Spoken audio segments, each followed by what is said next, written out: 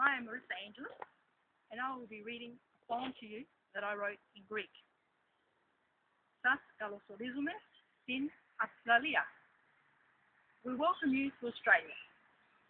Αυστραλία, χώρα παγκοσμιότητας, δημοκρατία, φιλανθρωπία. Η Αυστραλία είναι μεγάλο νησί.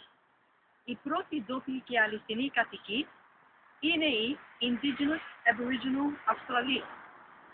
Και μετά, όσοι εδώ έχουν έρθει, μετανάστες ή γεννηθεί.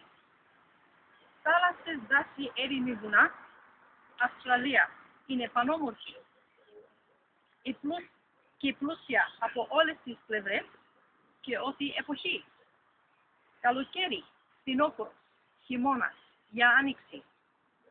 Θα απολαύσετε θέα και πράγματα μαγικά και ντόπια ζωντανά.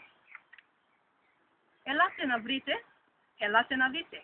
Ελάτε, σας καλωσορίζουμε να απολαύσετε και εσείς να δείτε μια χώρα εξαιρετική. By Marissa H. Angelus, copyright 2012, marissaangelus.com. Thank you.